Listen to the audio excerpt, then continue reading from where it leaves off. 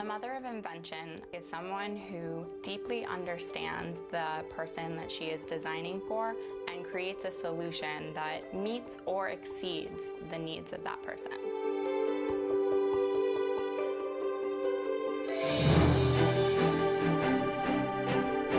If you are a creative person, if you feel like you can make a change, then you're an innovator, you're an inventor. To invent is just to see the world as you want it to be and do something. We're all global citizens and we have a responsibility to help each other.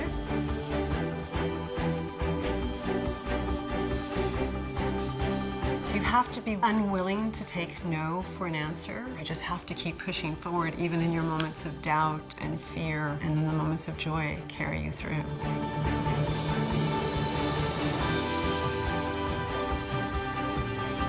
My name is Miley Moline. Maria Delapina. Monica Gray. Annie Medalia. Komal Ahmed. Jessica O. Matthews. Julia Silverman. Talia Lamon. Lauren Schwader-Beal. Zasineth Andrews. Donis Sandoval. Kavita Shukla. Trisha Compass Markman. Sejal Hathi. Tara Roberts. Katria O'Neill. Morgan O'Neill. Tina Hoopsapien. Ting Shi. Anna Stork. Andrea Shrestha. And I am honored to be a mother of invention.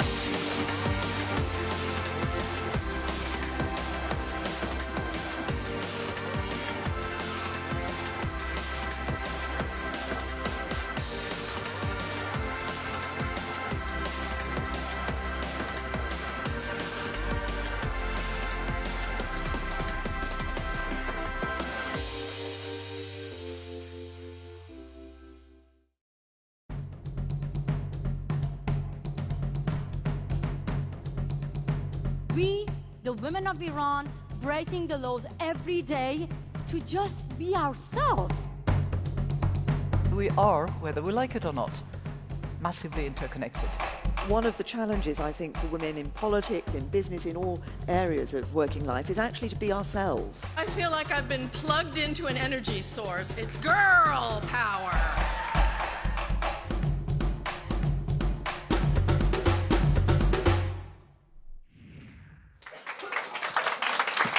Evening.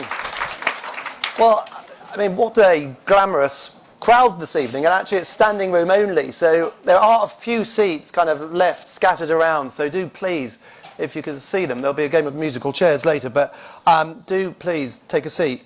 Look, I'm Ed Williams, I'm the CEO of Edelman here in London, and I've got a relatively simple job tonight. It's simply to welcome you to the offices here, and also to introduce the London Forum of Women in the World. So just a few words, and I promise you, just a few words about Edelman and Women in the World. Now, we've worked with Tina Brown and her team for some time now, first playing a small part in making last year's, and actually it was the first year in London, a success. We've been helping think through how Women in the World develops as a kind of experiential, live piece of journalism, and how to make women in the world as much a part of this city as it is New York. Now, what I love about Tina is her unyielding speed and uncompromising focus. I think in management books, they'd call her a completer finisher. For me, I think of her as a force of nature who never gives up, and I'm so pleased to be working with her. Because actually, it was only a couple of months ago in New York that the two of us sat down and talked about how we could move Women in the World from a kind of annual slam dunk event in London to something that was more of an ongoing conversation. And just a couple of months later, we're here tonight with over 200 people in the room, broadcasting live to thousands around the world on Facebook, with, quite honestly, an extraordinary lineup of speakers ahead of us. It's the first of 4 similar events that we're going to be doing over the next 6 months. Now, Tina is going to introduce the speakers, But what I want to say about them is what a privilege it is to be in the room with them tonight. These are women with impact, with heart, with courage, with grit, and with determination. When you hear their personal stories about their contribution to the world, you can't help but feel you're in the presence of some exceptional human beings who are shaping our shared world for the better. Now, in describing live television, Tina once said that it feels like you're standing on the tracks of an oncoming train. And with that, I'm going to get off before I get run over. So please, Tina Brown. Thank you. Thank you. Haven't heard completer finisher before. That's very sort of Malcolm Gladwell-y. But anyway. Good evening, everybody, and welcome to this Women in the World Forum. And I want to thank Ed and Edelman tremendously for hosting us tonight. I mean, Edelman is a company that isn't just about the wonders of Ed, although it is a lot about the wonders of Ed, but all the way through the company, it's got these incredible live wire people. There is no such thing as a kind of a level in Edelman. It's all just the tops. So thank you so much for bringing us here. And thank you also again to MasterCard for hosting that reception, and to Toyota, who are an incredibly supportive sponsor, have been with us for 5 years, as you saw in that film. To those who are new to what we do at Women in the World, our mission is to bring live journalism to you that illuminates the world through the eyes and voices of women, the insights that are often dismissed, the experiences unique to our gender, the solutions that women often have to offer, but often don't make it to the negotiating table. To the men in the audience, I want to thank you also for being here, because you're so needed. This paradigm shift is happening without you, actually, but we're very, very pleased to have you, because you make it happen faster, all right? And you bring your conviction to the process, and it's imperative that you come. Much has happened since Women in the World was here. Whatever your politics, it is good news that Britain has its second woman prime minister, even though it took a tsunami of male cock-ups before she got I mean, it's not the glass ceiling anymore. It's what the New York Times has called the glass cliff, right? You only get the job if all hell has broken loose. Meanwhile, in America, Hillary Clinton is battling through the last month of a campaign that's been like a Hell's Angels initiation ceremony from the beginning to the end. The misogyny that it's unleashed on social media, both sides of the Atlantic, has been absolutely astounding. The vileness of the trolling, the velocity and crudeness of the attacks has laid bare the harsh realities of what it is to campaign if you're a woman. And even if Hillary wins, what has been legitimized by the offensive and ugly belittling of women that has poured forth out of that orange person's mouth is scary, dark, and dangerous. Now, last month it was reported that it will be over 50 years before the pay gap between the sexes closes in the UK. That's a lifetime earnings shortfall of £300,000. Only 7 of the executive leaders for FTSE 100 companies are women. Well, that's just ridiculous. It's a scandal. It's an absurdity. If ever there were a moment for fresh approaches and points of view, this is it. The world needs women, lots and lots of women, to bring their fresh insights, which is why you're going to see such great people here tonight, all women. Firstly, Her Excellency Rula Ghani, Afghanistan's First Lady, who's bravely advocating for social justice and the rights of women in her homeland, who's going to be talk to the BBC's Lise Doucet. Nadiya Savchenko, who first broke gender barriers, is Ukraine's first female military pilot. But when she was captured in 2014 and held by Russia for nearly 2 years, she showed the world what courage under fire really looks like. She'll be talking to Kirsty Walk. Then we'll be joined by Rosamund Pike, the Oscar-nominated actress who's made a name for herself on screen playing bloody difficult women. But first, we open tonight with a story that should burn right to the heart of our collective conscience. The outrage of what has happened and continues to happen to the abandoned Yazidi girls captured by ISIS. The Yazidis are ethnic Kurds, but they're isolated in the region and targeted because they are a non-Islamic religious minority.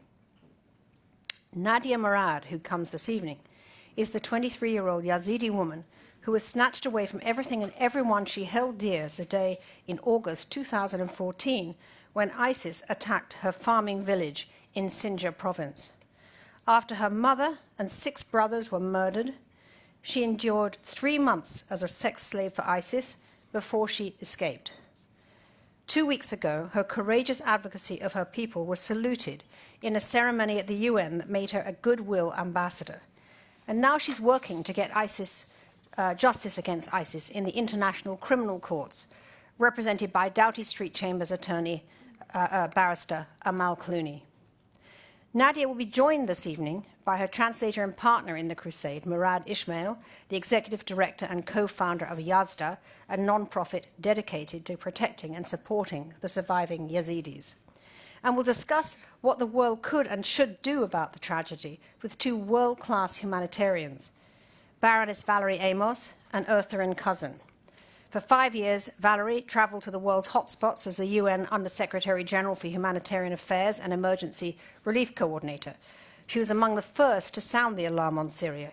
In 2015, she became the first black woman to lead a British university when she was appointed director of SOAS. And Ertharin cousin, I like to call her the General Patton of hunger. She's the executive director of the United Nations World Food Programme since 2012, a job which is to feed 80 million people each year. She oversees, get this, a 4.5 billion annual budget, a staff of 12,000 in 80 countries, and on any given day, a sophisticated supply chain of 20 ships, 70 aircraft, 5,000 trucks that rivals most multinational military or corporate operations. These are amazing women you're going to meet tonight. Let's now hear what they have to say.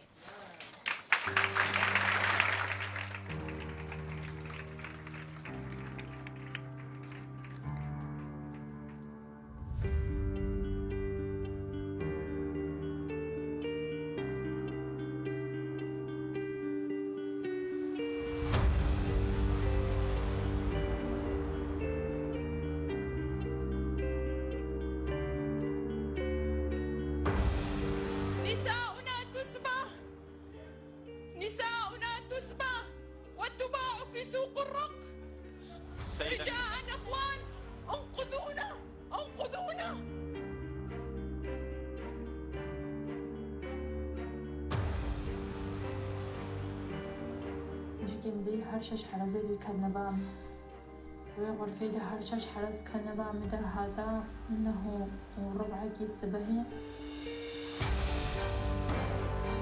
I am ashamed as a supporter of the United Nations that states are failing to prevent or even punish genocide because they find that their own interests get in the way.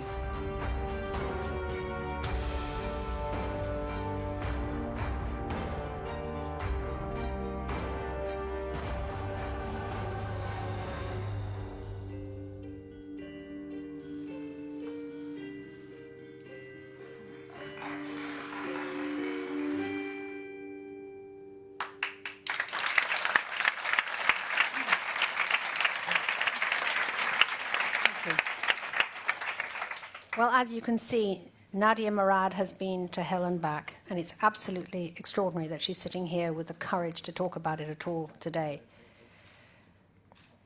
Nadia, tell us what your life was like before ISIS came in August and destroyed your life and your family.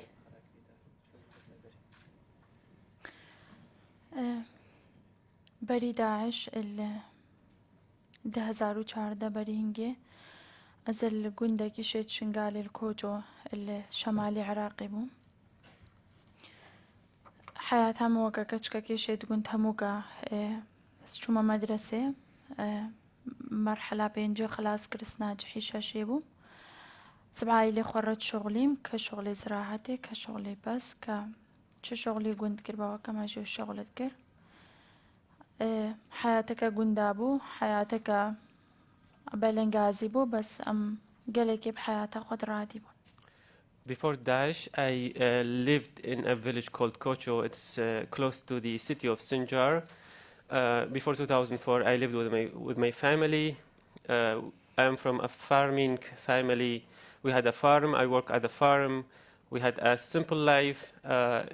We were very poor, but we were very happy before Daesh came. And tell me about What happened when they came? What happened to you? داعش ما ناوي بهيست كتا كل سوريا وان بو كتا موصل وتلحفر وان بس من زاني وكا وإي وصل ما كجبر الواني دي وسا قالك تعدل خلقي كرن جريمة أو بس اختي هات يما السسي هشت هاتنا إزديال شنقال دكا إزديا خلاص بكن جبروان قوت إزدي كافرنو نأهل الكتاب لازمة وجودي وانا خلاص بكن بس أم كتشكو جناش خرب بنو زاروكا. Before Daesh came, they were in Syria, and then they went to Mosul. We had never heard of them. We heard of some of the crimes that they committed, but we did not know they will attack us. When they came, they attacked the Yazidis. They said that Yazidis were not people of the book, and they wanted to wipe them out. ووصل سرما طبقة عندن كام بيهترش 5000 الوروجة هاتا كشتنو 3000 جادا محاصر كرنو أم بيهترش 6000 جنو زارو كيش خرابر. And this is what they did to us. They killed more than 5,000 people. They put under siege more than hundreds of thousands of people to Mount Sinjar. They also took into captivity more than 6,000 women and children. And what happened to you? Where were you taken?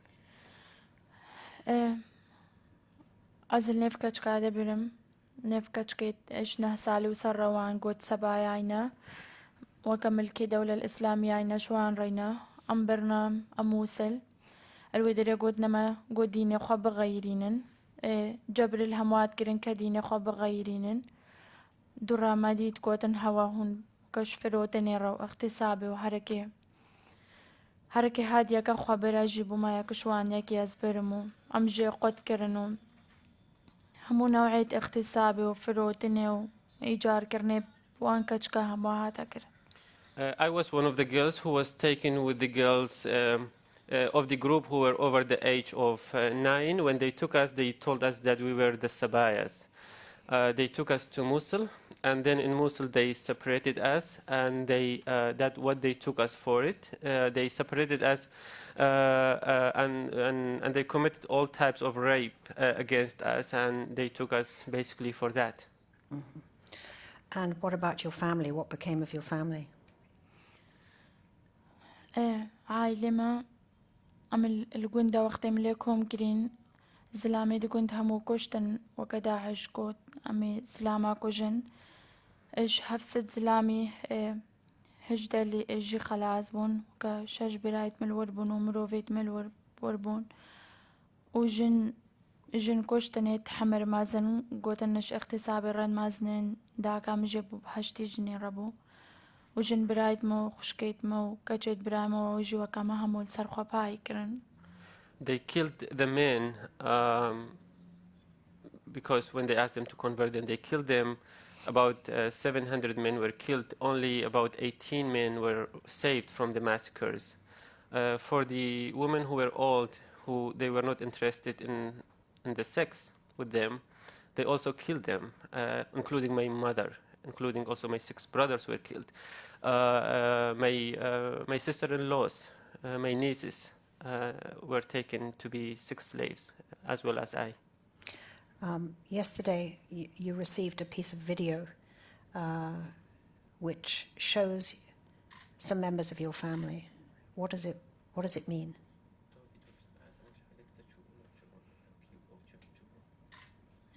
دو فيديوك هاتش سوريا هناكش عائلة متي دابونش معلمة وهناكش نو ديبونجي بشتي بعد سالة هاتينا قرتنو هاتينا اغتصاب كرنو سر دستي دهي داعشة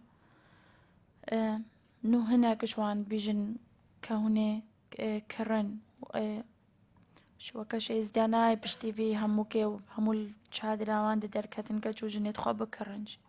Yes, we received the video from Syria, was family members, but also another family. After committing rape against them by tens of fighters, they are finally, some of them finally are offering them for sale. And the Yazidi community, being under so much pressure, is unable to pay for their families. How did you manage to escape? البا داعش كالعراقي وكالسوريا هجو إنساني وجه داعش دي أو دستدوان بخوين الجريمة هكت كنو اغتصابي چه إنسان بهورناكا كا جارك ديش باوان خلاص ببين وقتم هاتنا قرتنون برن أمالكي ما نماقو جارك ديم كاربن روجي جي ببينش مقردوان. When you see and find out the crimes that ISIS is committing and the blood they have on their hands, you do not believe that one day you will be able to escape. You don't believe that one day you will have hope after you're taken. بازان وكا أبس أحمد بوش بر قلق نبون الموصل وجه داعش وان مساعدة زلاما بكن قلق بعد كيران هتشو خوكر بامالكي وهنا كاشوان مساعدة كر وختم باز داي جاركي وكا خلاص نموم جارة دي بمساعدة عائلة كي إش موصل خلاص.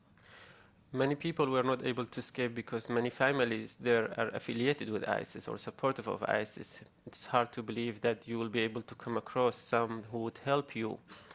The first time, many attempted to escape and they were captured or brought back. When I attempted to escape first time, I was not successful. Second time, a family helped me to escape. Well, it's an unbelievable story. I mean, it's so deeply upsetting.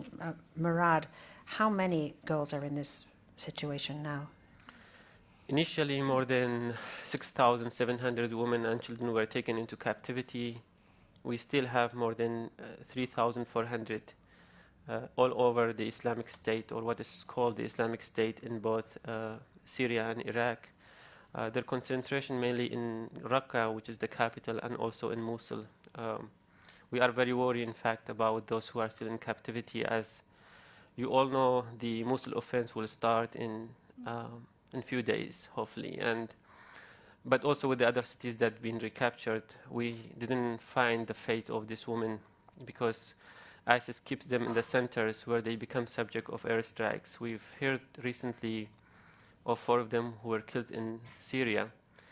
Also, the cities that have been recaptured, we didn't find any girls because ISIS continues to mobilize them from a city to a city. Our estimate is that more than 1,000 in Mosul right now, and the same thing will probably happen to them unless they are factored into the military operation. I don't think people kind of realize or think about the fact that these girls go with the fighters. So wherever they are, the girls are. So when the bombs come down, when the air raids and so on happen, the girls are trapped with the fighters. Nadia, you've met with many of the Yazidi girls who are in exile, as refugees in refugee camps. What do they tell you when you meet with them? بريز بما ألمانيا ملكم بيت كردستان دا قلق ضحية ديتنو باشتساد ما ألمانيا جيز بهزاري راحات ما قلق ديتنو هريكة البال روني تدبيني وكو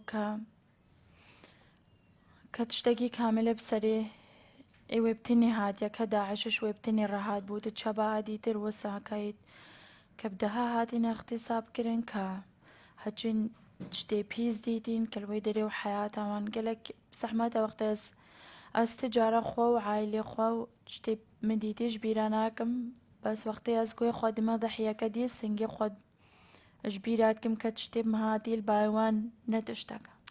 I've met many victims when I was at the refugee camps in Kurdistan. Also, I spoke to a lot of the victims who were brought with me to Germany through the programs they have. When you listen to this woman, they tell you about the crimes they've seen, the rapes on large scales, 10 times more.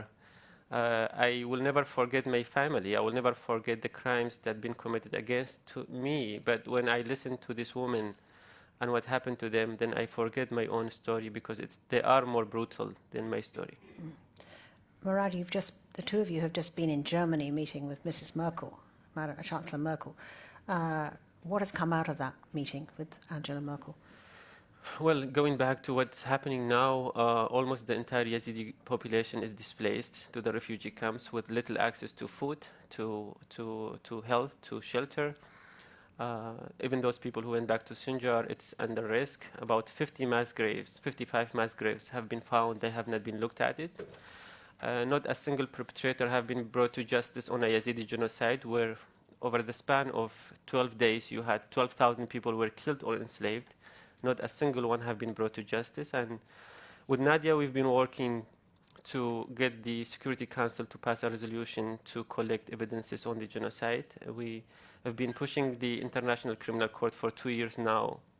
They have not taken a single step to even gather information about what ISIS is doing. We are very unhappy about the global system that is failing to bring justice to the Yazidis, and we are launching this campaign which poor of people who really have no resources like Nadia and I, other people who are trying to speak to groups like yours to bring attention to this cause. We met with Chancellor Merkel, and we spoke, of course, about the same situation. Germany have been one of the best countries that responded to this crisis. They've taken, in addition to 1 million refugees, which includes about 60,000 Yazidis, they've taken.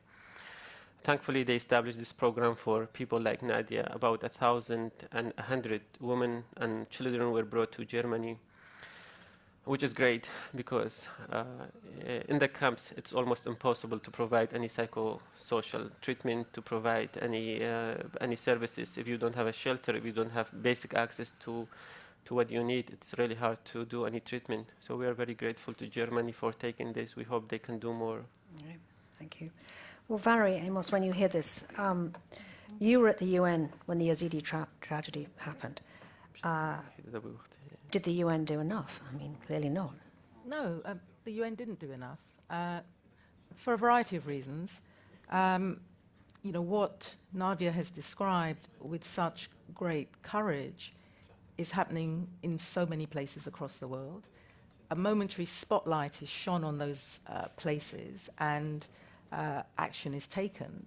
But we need much stronger political will and leadership at the Security Council, but across the world. I continue to be absolutely appalled at the inhumanity that we demonstrate. I mean, even here in the United Kingdom, the number of refugees that we have taken is so small by comparison with other countries across the world. I mean, the majority of refugees are in neighboring countries, which are much, much poorer than we are. So there was some humanitarian action in relation to the Yazidi community, but not enough. The atrocities continue to be documented because, as Murad said, it's really important that cases are taken to the International Criminal Court. There has to be accountability, but there needs to be action at a number of different levels, at the UN, by the government of Iraq, by the International Criminal Court, but even things like making sure those who have been through these kinds of experiences get the right kind of support. That is not happening enough either. We now have today a new a Secretary General of the UN, Guterres, Mr. Guterres, and before that he was High Commissioner for Refugees. What advice, what can he do now for the Yazidis specifically, rather than simply have another talkathon and a talk fest about what we should all be doing? I mean, what could he do? Well, first of all, the communities need to be protected. People want to return home. So, for example, if the conflict is not going to stop, and of course the most important thing is to make sure that the conflict stops. If it's not going to stop, then it has to be possible to set up secure areas that people can return to and get some kind of semblance of normality. But to do that, you need to establish, for example, a no-fly zone so that people are kept secure. And the Security Council will not pass resolutions to enable that kind of no-fly zone. So some countries, I think, will have to take unilateral action because without it, we won't see any progress. So you see a military context for this, otherwise it's not going to happen? Well, it's not just about the military on its own, but I think we do have to recognize that in some situations, to really achieve humanitarian protection, military has to be a part of the mix. It's not the starting point, it's not what anybody wants to see, but if you don't have a no-fly zone, for example, to enable the protection of people so that those who are bombing or who are engaged in really negative ways, stealing girls, taking them for sexual slavery, then it's not going to stop, it's not going to change. And I have to say that the government of Iraq has also got to be held to account, because they can refer these cases to the International Criminal Court. We saw that in the film where Vlan Dakil, the MP, is in the Baghdad Parliament saying, "Help us, save us," and no one is saying anything. No one is saying anything. Ertharin, obviously, since you took over World Food Programme, there has been an exponential increase in demands on your supplies and your aid. I mean, how do you manage to prioritise where you can give it? I mean, we're about to get another 2 million coming out of Mosul when that offensive starts. That's another 2 million refugees. How are you apportioning your aid, and how are you prioritising? Unfortunately, 95% of the assistance that WFP receives is earmarked by donors, and donors tell us where they want us to spend the money. And that puts us in a difficult situation, because it means that those crises, those people, those who are challenged, who are receiving CNN attention, are the ones that are usually the ones that donors tell us that we want you to spend our money there. We have more multilateral donors like the Netherlands and Norway, Germany now, who's giving us more money to say, you decide where we need to put money. And this is a situation, the Yazidis are a great example, because who knew the Yazidis? We were working to bring attention to them, but no one in the world was paying attention. And I just want to say something, when you talk about Mosul and the refugees that will come out of Mosul, the Yazidis are in Sinjar. Sinjar is on the road between Mosul and Raqqa. And so as Daesh leaves Mosul and goes into Syria, they go right through the Yazidis again. God, that is a terrifying prospect. And so when we talk about what the next Secretary General and what the world needs to do, is we need to ensure that we, as part of the plan for how do we respond to the work that is going to be performed. I'm trying to find the right word to describe what we're going to do in Mosul, what the world will do in Mosul, is that we need to ensure that we're protecting not just the people of Mosul, but the Yazidis who are on the road. And as we look at how do we prioritize, WFP feeds the most vulnerable people in the world, wherever they are. And so we are in Iraq, Syria, South Sudan, Nigeria. No one talks about the people in Nigeria who are the victims of Boko Haram. We are beginning to see the first victims who, much like the Yazidis in Iraq, the people who were captured and enslaved by Boko Haram. Many of the girls that are coming out as they are saving them, there's no better word for it than that, when the military goes in and pushes Boko Haram back, we're finding children who are completely undernourished, and girls as young as 12 who are pregnant or with new babies because they've been raped and they've been used by Boko Haram. Ertharin, we've seen a steady stream of attacks on aid workers. I mean, there were 18 aid workers were killed in the Russians' bombing in Syria. How are you protecting your aid workers, and how do you? I mean, many of them I would think are too fearful even to go in.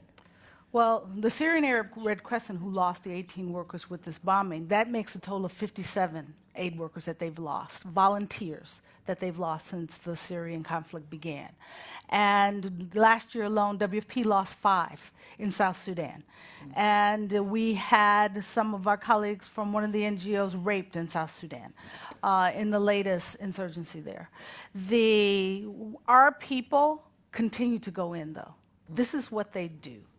They want to ensure that those people who are the victims of the lack of political solution, who require humanitarian assistance, receive the food, the medicine, the support that they require, so that they don't lose complete hope that the world has forgotten them. And they do go in. We don't take unnecessary risk, but we do take the risk every day. Amazing. I can't tell you, Tina, what it feels like. I mean, I remember when I was at the UN and we were trying to get into Homs in Syria, and I received a call, I was in New York, from my team that were trying to get in, basically saying they were coming under fire, and what could we do? And you're in New York, they're in Syria, you're trying to contact as many political leaders as you can to use their influence with the Syrian government. And it's the most difficult position to be in because they lay their lives on the line and they are absolutely prepared to do it. But the situation is such that, you know, politically, I mean, Ertharin has briefed the Security Council, I've briefed the Security Council. There are times when you think, why are you doing this? Because the countries will just come back, you know, read their statement, and it's as if they don't hear the pain, the emotion, the reality of what you're seeking to describe. It's absolutely incredible. We saw that happening in Rwanda too.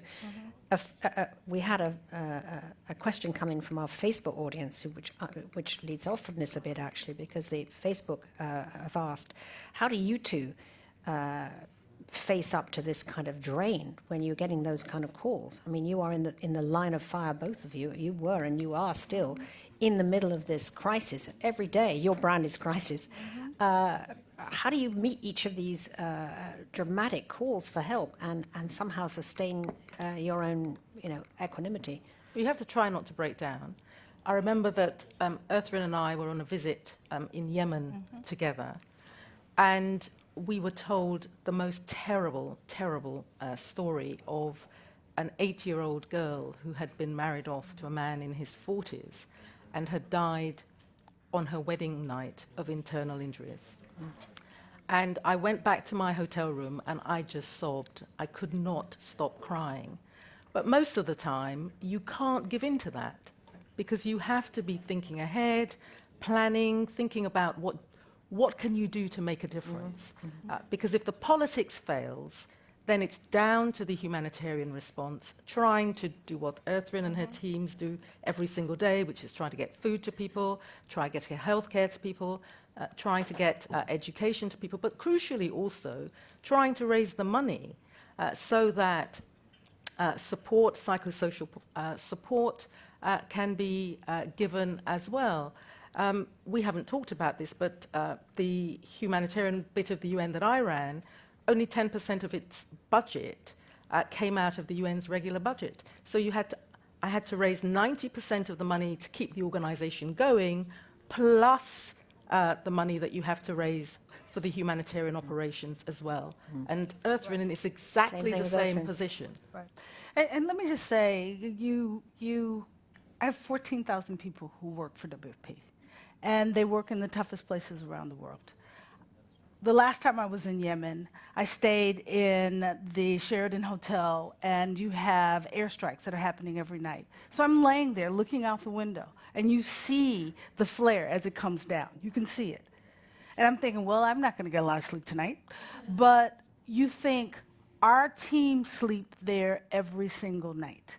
The people that we serve sleep there. And of our 14,000 people, 11,000 of them are national staff. So the majority of the people who are working for us and with us are the people who go home every night to their families and still get up every day and come back. In Syria, I had one of our workers say to me, my wife and I don't travel together anymore because we can't afford for our children to be orphans. So we go out separately. Now, we never put all of our children in one car because you don't want to lose them all at once. And so then they get up every day and they come because they say, if we don't work, our neighbors and our families don't eat. And so they overcome their own challenges of living in this every day to continue to serve. And so me, I get up and keep going because I feel like my job is tough, but it is so much easier than those people who are out there doing the work. With what we have just heard. Yes. So protecting your workers logistically is an enormous thing. I mean, what is the major crisis that you're facing right now? I mean, we all are focused very much on the Middle East, but you also must be aware of crises that are going to erupt and which we now ought to be aware of because we can't keep coming into these situations where we're trying to band-aid these awful tragedies like we have with the Yazidis. I just left you in Madagascar. In southern Madagascar, there are 1.8 million people, 1.2 million of them are severely food insecure because they faced 3 years of drought. I've seen poverty all over the world. I had not seen abject poverty like this. You talk about people who make less than $2 a day. I was meeting with families who have nothing, nothing. Most of the men, or many of the men have left, and the women are there alone with 6 and 7 children. I met one grandmother with 6 children. She was raising 5 grandchildren as well. She was feeding them cactus, red cactus, which grows wild on the road, because she had no access to any other food. And WFP was beginning to provide her with food assistance. But we're also working to try and help them capture the next rainy season so they can feed themselves.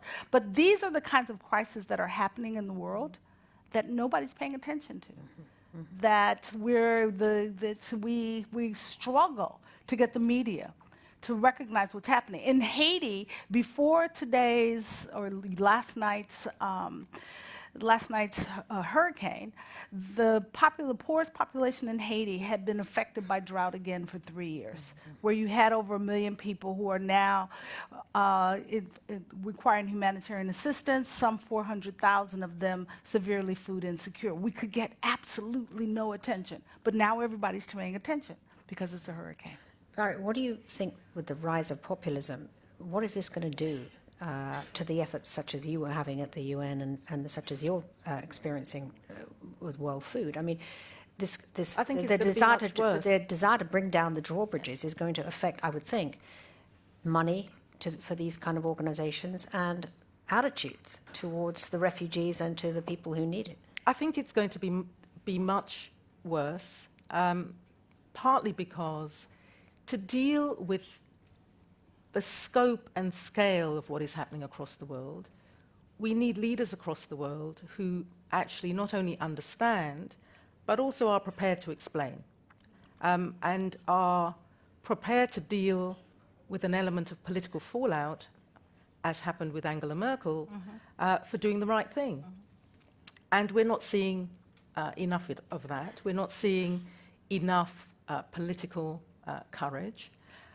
I think it's understandable as you see what the impact of globalization has been, what the impact of not dealing with crises early enough has been, not resourcing prevention enough, that people feel completely overwhelmed by this.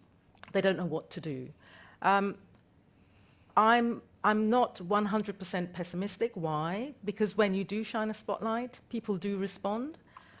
So what we have to do is to actually help people to understand and know how they can contribute to there being a solution.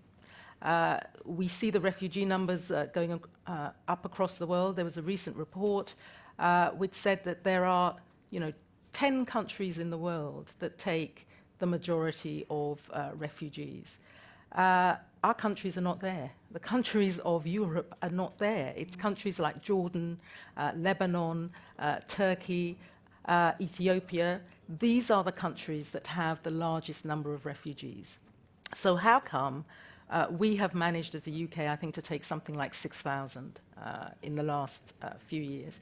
So there has to be a greater awareness, greater understanding, but quite frankly, I also think that we need to be shaming our politicians to do better than they do, to act more responsibly in international fora, and to be accountable. They're signing up to the values of the United Nations, and yet they are not actually demonstrating those values in the way that they behave. Well, Ertharin, I mean, what will a Trump presidency perhaps do for UN? Seriously, I mean, we have to consider it. What would it do for your mission? Well, let me just say, whomever becomes president in the United States, what we're going to need to do is to address the challenges of non-state actors, including Daesh, Boko Haram, and others. We have never, as the WFP and the other members of the UN, addressed so many conflicts and crises simultaneously in the history of the institutions. And there is no end in sight because of the kind of political leadership that we require from the United States, from the UK, as well as from Germany. The other issue that the leadership, whomever is the president, must address is the issue of the impact of climate change. 80% of the people that WFP serves today live in climate marginal places. And our failure to address the adaptation and mitigation work that is necessary to support the ability of those who did not cause the climate challenges that we have today, but who are most deeply affected by those challenges. If we don't invest in that work, you will have more of these crises that are affecting poor people around the world. And I, like Valerie, though, am not completely pessimistic because the global community has never been more financially generous. But we've never had more conflict. You talked about the dollars of the WFP budget. In fact, our budget this year is $5.6 billion that we've raised already this year. And a lot of that, thank you very much, Angela Merkel, love that woman. But also because of the United States, and we're hopeful that whoever wins this election will continue to recognize the need to support, as well as the UK. But we need, if we raise 5.6, it's because we needed 8.6 because of the level of challenge. And so it is about a recognition that it is about, we live on a very small planet, and a failure to recognize that the challenges of the people wherever they are the challenges that we each faced. In that unless we provide hope and opportunity for people where they live today, people are going to continue to move. And so we will continue to see the kinds of issues that you're addressing here in Europe today, that you're addressing in the United States, unless we as an entire global community demand of whomever sits in the chair that they invest in the political solutions, because humanitarian challenges are simply the fallout of lack of political solutions. Well, we have another question from Facebook for Nadia, actually, which is, what gives you hope and strength to continue your fight? Because when we hear your story, it's very hard for any of us here to think how you can continue every day. أفتشتكي جلك بزحمة أنا تشتكي سهلة بتشتي بدس وكما هادي سرد استداعش بس هرجع ركز شمو خلقكي بلنجازي بمال بينم هرجع ركز ضحية كبينم هرجع ركز بفكرم إنه أو إرهاب حماية وهيجي السرقة وتاخويا أو تشتوكا ناكا هكذا بساكن بجمها وخلاص هزي ساكنم. Well, this is not an easy job to do. This is something very difficult for me to continue doing it. But every time I see people without home, who lost their homes, I see victims, I think or rethink what has happened to me. Basically, the tragedy that I lived is giving me the strength to continue. What will happen to your nephew? Because the boys also, of course, are captured and they become fighters. You have a nephew, correct? Who is...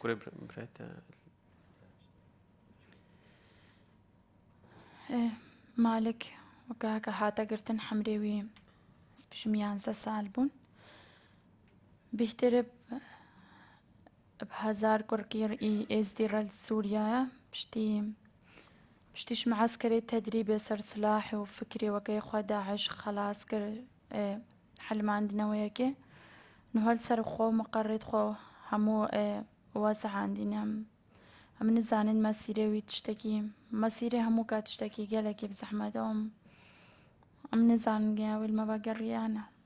Malik was 11 years old when he was taken, and he was taken with another 1,000 Yazidi children. They took them for training on weapons, and then they also took them for ideology change and to brainwash them. And after they finished the training, they now distributed them in these centers to fight, basically, and to be children soldiers. his future and the future of these thousands of children is very unknown. We don't know what will happen to them. Well, just to close now, Valerie and Ertharin, what can we do? We think that this fight to get the international criminal courts to bring ISIS to justice can succeed? I mean, what are the chances of success that we will see ISIS in the courts in the next? I don't think it's going to happen in the short term, but I think it's really important to continue to document because at some point I think that we will be able to take ISIS to court. So that documentation remains important. But I also want to say that we have to remember that these crises very much have a woman's face, very much have a child's face.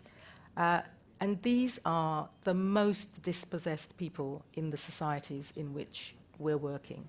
So without all of us and without the support of the international community, things will get much, much worse. So there's a great deal for all of us to do in terms of supporting people who are in the midst of those conflict situations. I would agree with everything Valerie said and simply say that each person in this room must become a voice. And it is only through these voices that we build the public will that is necessary to ensure that our leaders take the bold decisions that are required that will bring ISIS to the Criminal Court of Justice, but more importantly, that will stop the crisis and the tragedy that is occurring in too many places around the world today.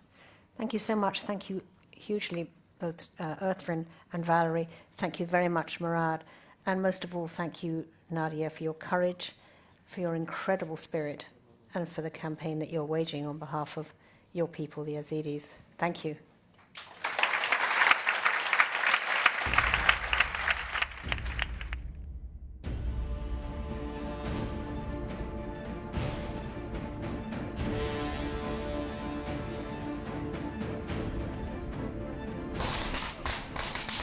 Самооборона Майдана. Женщина-снайпер. Телек еще, сука. Да ты по нам сегодня? Нет, я не снайпер. А кто ты?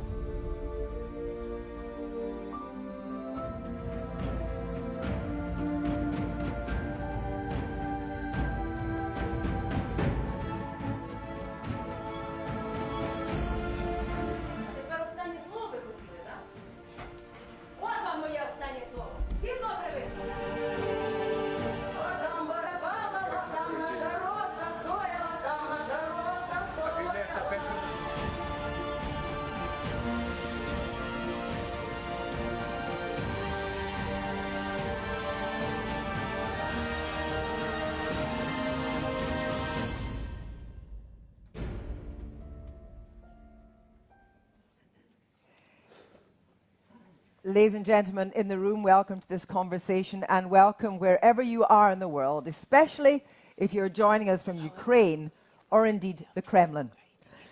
Our guest, Nadiya Savchenko, was sentenced to 22 years in a Russian prison during her attempt to rescue wounded soldiers. Nadiya Savchenko, first female military pilot in Ukraine, she fought for that. She is the country's national firecracker. Dobro poszalovat, London. Очень ради видеть вас здесь. Welcome to London. We're very pleased to see you here. Now, Nadia is the embodiment of resistance and resilience. A hunger striker, an MP. You saw that she gave the middle finger not once but several times to a Russian judge. She's charismatic. She's volatile. Some say she's crazy. She is the scourge of corrupt politicians. And the next time you see her, she may be president of Ukraine. Now, let's welcome Nadia.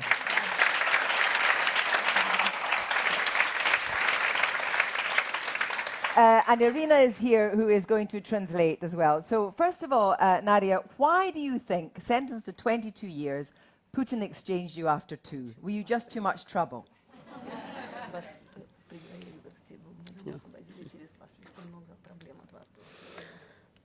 Да, на самом деле у него не осталось выбора. Мое сопротивление и давление мира не оставило ему другого шанса. Он все равно бы вернул меня в Украину, живой или мертвой. Он подумал, что мертвой меня вернуть будет ему дороже. Yes, it is true. He had no choice. There was so much pressure in the world. He knew that he will have to return me to the Ukraine, dead or alive, and he thought it wasn't in his favor if he returned me dead. Yes, you were just simply too hot to handle. But you had already, before you were already a fighter, because you absolutely pushed to be the first female military pilot. Да, я была солдатом-офицером, я готова сопротивляться всегда. Но я не единственный пилот, у меня еще есть 9 боевых подруг. Yes, I was always a fighter, and I was a pilot, and I am prepared to resist whenever necessary, but I also have 9 female pilot friends. Now, so you were absolutely a leader in that. But tell me, what was it like in your cell? What was your cell like? Как было в камере? Как она выглядела? Что там происходило? Она выглядела как стеклянная банка, а ты в ней себя чувствовал как насекомое, если не сопротивлялся.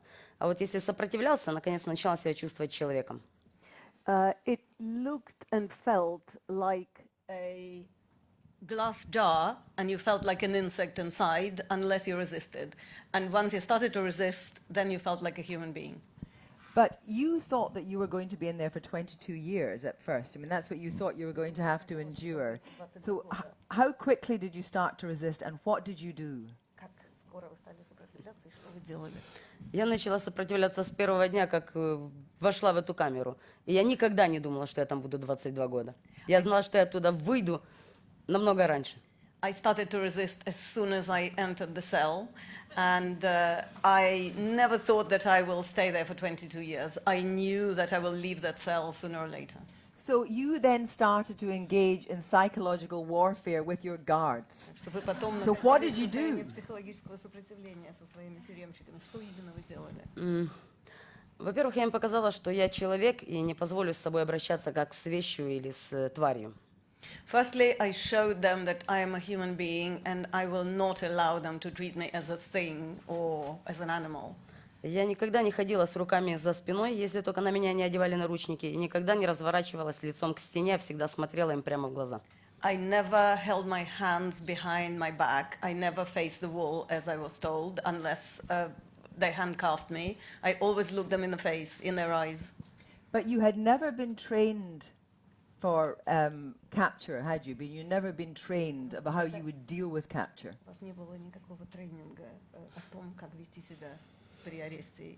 Нет, не было. Не было. Наверное, этот путь каждый человек проходит по-своему, и каждый ищет в себе силы пройти его. No, I had no training, and I think every person deals with it in their own way and has to find something within them to resist. And how quickly did you know that, I mean, your sister Vera and your mother, who's here, and your mother did everything they could to make your case one that everybody heard about. How quickly did you know that you had such support on the outside? И ваша мама и сестра, которая здесь находится, сделали так, чтобы весь мир узнал о вашем заключении. Как скоро вы узнали, что за вами стоит такая большая волна поддержки? Мою маму и сестру не пускали ко мне 8 месяцев, и не пускали вообще в Россию. Но то, что моя сестра меня ищет, и что она поднимает ради этого весь мир, я узнала буквально с первых недель, когда сидела, мне об этом рассказывали даже тюремщики. My mother and sister were not allowed to see me for 8 months. They were not allowed onto the territory of Russia for 8 months. But I knew almost from the start that they were behind me and they were publicizing my case. Even my captors, even my guards told me about it. So there you were, and although that you were obviously an incredibly positive person, were there dark moments where you didn't think you would survive it? I think I know the answer to this one. Мне было не страшно не выжить на самом деле. Вы знаете, лучше жить, если жить, то только свободным. Если в неволе, то лучше умереть. Поэтому у меня не было таких черных дней, чтобы я хоть в чем-то сомневалась. Я знала, что я иду к победе. I never worried, and I knew I will survive. And I did not want to be captured. I just wanted to be free. So I had no doubt that I will win over them. But I suppose the resistance to Russia was in your blood, because when Ukraine became independent in 1991, you were 10. And tell me about your school. Was a Ukrainian school, not a Russian school. Да. У нас было в Украине, в Советском Союзе предпочитался русский язык, и не так было много украинских школ. Но действительно, мы с сестрой ходили в украинскую школу, родители нас научили разговаривать на украинском языке, и в 10 лет я уже поняла, какое счастье быть свободной. It is true that when Ukraine was part of the Soviet Union, there were primarily Russian schools, but our parents sent me and my sister Vera to a Ukrainian school. They taught us to speak Ukrainian, and at the age of 10, when Ukraine stopped being part of the Soviet Union, I understood for the first time what it means to be free. And then, in prison, you were elected an MP. Tell me, did you know about all the ferment for that was going on the outside? В тюрьме вас выбрали в парламент. Вы знали, что происходит снаружи, и что вы стали членом парламента? Я знала, и я, в принципе, относилась к этому, может, не очень серьезно, потому что думала, что, может, и не выживу. Но когда поняла, что выживу, поняла, что это серьезная работа, и теперь это большая ответственность. I didn't know for a while, and when I found out, still in prison, I didn't take it very seriously because I wasn't sure I will survive. But now that I have survived and I understand all the seriousness and gravity of it, it is a very serious position to be in. Absolutely. So you are in your cell and you resist the guards, and they give you romance novels and things to read that you don't read. So you started. So you're a very creative person, and you start origami. Ну, я бы там начала делать, я не знаю, я бы там уже и стены ломать бы начала руками, лишь бы хоть что-то делать. If I could, I would have started breaking the walls with my own hands, if I could, just in order to occupy myself with something. But Сложно бездействовать. Birds as a symbol of freedom. How many birds did you make? Птицы — это символ свободы. Сколько птиц вы сделали? Более 1000 штук фигурок я сделала, из них, наверное, большая часть была птиц. I made more than 1,000 figures of origami, and the most part of them were birds. More than a half of them were birds. But then in prison you started to resist in a different way, because you went on several hunger strikes, and the one that was the most, I think, was more than 80 days. How did you lose consciousness? How did you keep yourself going? На самом деле я ни разу не потеряла сознание, и вы знаете, чем хуже мне становилось физически, да, тем хуже становилось морально моим врагам. И от этого у меня силы только прибавлялись. I never lost consciousness, and in fact, the weaker I felt physically, the harder it became for my guards morally, and that gave me even more strength to continue. И я на самом деле вам скажу, что вообще легко все победить, когда ты ощущаешь в себе силу своей страны, а я — это Украина. Поэтому было легко. It's very easy for me to win, or it's very easy for anyone to win when you feel your whole country behind. Yeah. I feel I am part of the Ukraine, and Ukraine is part of me. But I know at that time for your mother and sister was dreadful, because they worried about you surviving your hunger strike. Было очень трудное для вас и для вашей мамы, потому что они волновались, выживете ли вы после голодовки. На самом деле, да. Наверное, для родных и близких такое время всегда трудное. Мне было неприятно делать им больно, но это надо было делать, потому что это был единственный путь к свободе. It was probably hardest for the family, and I felt really bad hurting them, but that was the only way to my freedom. So you were visited not by Putin himself, but by senior figures. Tell me what happened. Посетил не сам Путин, но высокопоставленные представители. Что произошло тогда? Они посещали меня неоднократно и говорили о том, что когда я стану мировым политиком, желательно, чтобы Украина смотрела не только в сторону Европы, но и в сторону России. На что я им ответила, что Украина обязательно будет смотреть в сторону России, когда станет частью Европы, когда будет в Европе. So when they visited me many times, and every time they told me, when I become a politician, I have to ensure that Ukraine looks towards Russia in its political rather than to the West. And I always told them that Ukraine undoubtedly will look towards Russia, but only from within the European Union.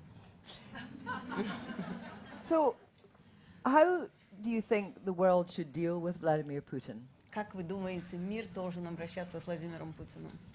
Отпустить его в отставку или послать его в отставку. Just send him into retirement.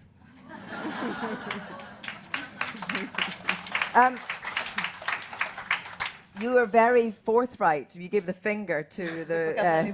you do that in Parliament as well? Is that what you do? Пока еще не довели. Ну, я думаю, в парламенте я найду другие методы, более действенные. Ну, кроме пальца еще есть кулаки, но еще есть и слово. Not yet, and I hope that I will manage to control myself and use, apart from fingers, there are fists, but I hope that I will find words. But do you feel now that you have got a calling as a politician? Вы чувствуете зов быть политиком? Я чувствую зов сделать, чтобы моя страна жила хорошо, чтобы люди в ней были счастливы, чтобы моя страна могла помочь кому-то так, как могут сейчас помочь европейские страны или Америка другим странам. И неважно для этого, буду я политиком или буду я солдатом, главное, чтобы сделать дело. I feel the urge to make my country better, to make people in my country happy, and put my country in a similar position to the EU or America, who are able to help other countries in need. But it's true to say that you're not universally popular with politicians because you do call out corruption. Вы не популярны среди всех абсолютно политиков, потому что вы выступаете против коррупции. Это потому что я не коррупционер. This is because I am not corrupt. Главное, что я популярна среди народа. The main thing is that I'm popular amongst the people of the Ukraine. That's the thing. Because I was going to say that you have become more judicious now that you're a politician. Теперь вы стали более подчиняться законам, что ли, когда вы политик. Но on your autobiography, на книге вашей on the front, it says Putin's a prick. Это написано не только на книге на самом деле. Я сделала, нарисовала эту песню. Это песня, да. Это популярная песня. This is just a quote from a popular song. Oh yes. Я написала. Of course it is. Конечно. Я написала эти слова еще и на стене своей камеры. I also wrote these words on the cell, on the walls of my cell. Have you had any contact with any of your guards since you left? I mean, do you think they came to respect you?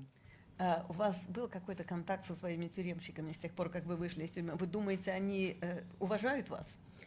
На самом деле, даже когда я была в тюрьме, несмотря на то, что меня изолировали, и я держала голодовку, то когда меня проводили где-то по коридорам, там, в какие-то праздники, то люди кричали, другие тюремщики, русские тюремщики, кричали там: «Надя, с Новым годом! Надя, держись!» И сейчас я продолжаю негласное общение с некоторыми из них и с нашими украинскими политзаключенными тоже. Even when Nadia was inside, when she was taken out of her solitary cell, because most of the time she spent in solitary confinement, when she walked along the corridors, many of the guards shouted, "Nadia, Happy New Year," or whatever, some greetings. And she now secretly maintains touch with some of them, and with lots of political prisoners in Russia and Ukraine as well. Now, when you were on hunger strike, and things were very difficult, bizarrely, the guards gave you a television. Значит, когда вы были на забастовке, как ни странно, но у вас был телевизор в камере. Это не на забастовке, на голодовке, конечно. And you watched a kind of British household name. Tell me what happened. И вы смотрели знаменитые английские передачи с именем, да, довольно известным английским именем. Расскажите. Ну, во-первых, это не странно. На самом деле телевизор был только с русскими каналами, это была такая психологическая пропаганда. It's not so strange because television was only broadcasting Russian propaganda channels. К сожалению, кроме хорошей передачи, я еще там очень часто видела, как убивают мой народ на Донбассе. Это было очень больно и тяжело. And I saw a lot of footage of how my own people were being killed by Russian troops in Donbass, and that was very hard. Но когда я голодала, я действительно смотрела передачу известного английского повара Джейми Оливера. Shall I translate? So during the hunger strike, she watched Jamie Oliver's cookery program. Я тогда голодала, и он показывал, как готовить. И когда человек голодный, я просто насыщалась этой картинкой. Я училась и запоминала все, как готовить. И думала, приеду, приготовлю маме, сестре. Мы так вкусно покушаем. So as she was on hunger strike, watching Jamie Oliver's cookery programs, she just, firstly, she felt fed. Also, she wanted to get all the details, and she was thinking, I'll come back home, I'll remember all the ingredients, and I'll cook all those wonderful meals for my mother and sister. Well, as luck would have it, Edelman represents Jamie Oliver. And actually, so what's going to happen later tonight is that we've contacted Jamie Oliver, and he is at an NGO meeting in Canada, and if he can, he's going to do a little bit of FaceTime with Nadia. And that may lead to a private cookery lesson, who knows. But anyway, we've just got a minute left, and I want to ask you, I asked you earlier, I wanted to talk to you about this, because you have ambitions, and people talk of you as a possible president of Ukraine in 2018. What do you say to that? Скажет мой народ, сделаю. If my people tell me, then I will do it. And you will do it because you think now you're calling to do it because of the people want you to do it. You said when you were released, you know, I want to lead Ukraine, but now you say it from a point of view of knowledge about politics and so forth. You think that you're someone that could be a strong leader for Ukraine? Значит, когда вы вышли из тюрьмы, вы сказали, я буду лидером Украины, это было такое эмоциональное. Сейчас у вас гораздо больше знания о политике и так далее. То есть вы чувствуете, что вы можете стать руководителем, у вас есть зов, как бы быть вождем Украины. Не могу вспомнить, чтобы я говорила, скажем так, столь уверенно. Но, вы знаете, это больше обязанность, наверное, да, и больше долг, чем какое-то желание славы и власти. Поэтому, да, я могу быть лидером, я могу вести за собой людей, и, скорее всего, у меня нет другого шанса, как не повести их за собой. I think that I don't have much choice. I think I can be a leader. I think I can lead people, and if necessary, that's what I will do. Nadiya Savchenko, thank you so much. Thank you.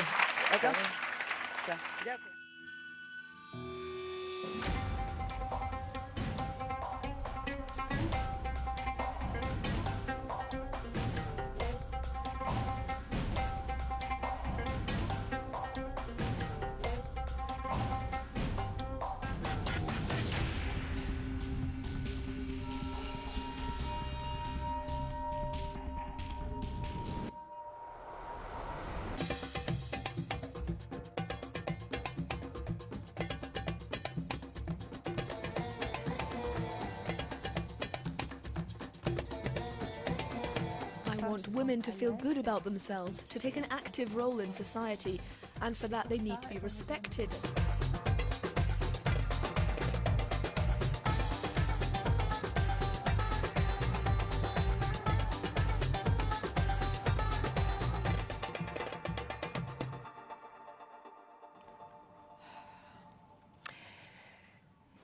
Ladies and gentlemen, women in the world, women in this lovely office of Edelman, you know, you have to admit, our careers never really turn out the way we want to, or they take different directions, and maybe it's especially so for women.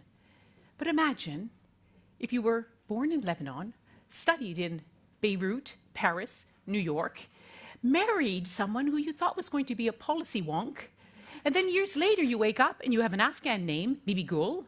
You have an extraordinary job. In fact, it's an unprecedented one, the first First Lady of Afghanistan for a century, and you're married to the President. Rula Ghani, welcome. Thank you.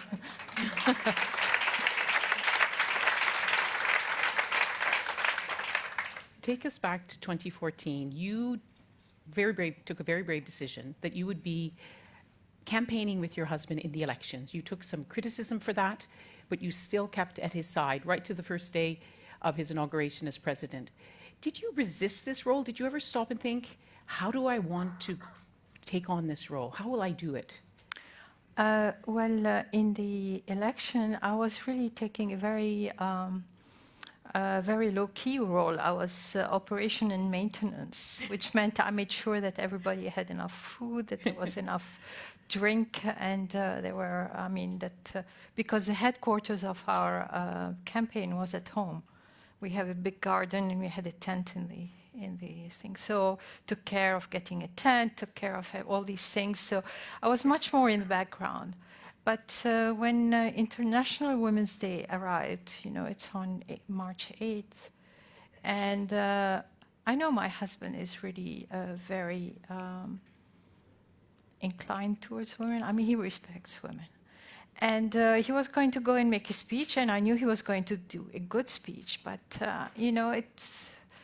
I function on common sense. I told him, you're going to speak about women, about women's rights, and your wife is here in Kabul. She should go with you. He said, you want to come? Come. I said, okay. And then he said, why don't you talk also? And at the time, my Dari was not really very good, but I said, I'll try.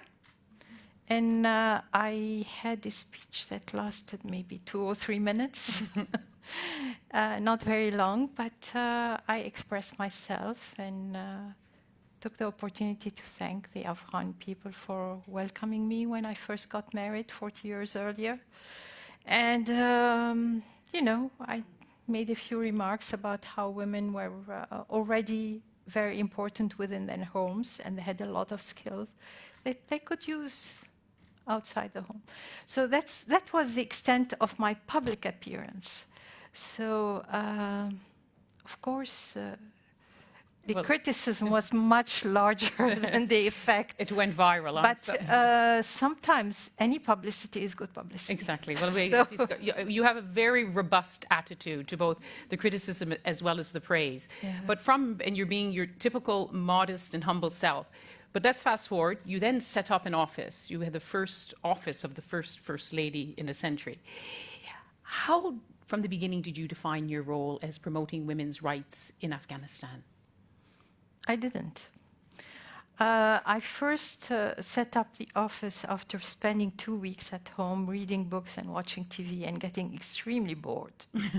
And so I decided, my husband kept saying, you can have an office, which is not something that happens to a lot of first ladies. Actually, Mylène Verveer had told me she had been Hillary Clinton's Ambassador for Women. She was her chief of staff when she was a first lady. And she said it took Hillary Clinton 6 months to get in office in the White House. And you got it. You actually were presented with it, and you didn't take it immediately. You waited 2 weeks. I said yes. No. But anyway, so I felt I needed to do something. And my movement are kind of restricted because of security issues. So I said, okay, I'll open a little office, and whoever wants to come and see me will come. And it developed from there. I always thought that I wanted to listen and find out what people were saying. I wanted to know what was happening. I wanted to be in, to be in the midst of things. And so we have an open door policy, and very quickly, a lot of people came. I must say that in November, there was a conference in Oslo on women's rights, Afghan women's rights and empowerment, yes. And at first they said, you have to come, and I said, no, I really don't know much. I never considered myself a feminist. I never had to. I grew up in a family where my father treated my brother and I the same way, and I never felt that I needed to push for my space, and I got exactly the same kind of opportunities my brother did. And now? Are you a feminist now? I certainly want to help women get the respect they earned. I mean, they have the right to.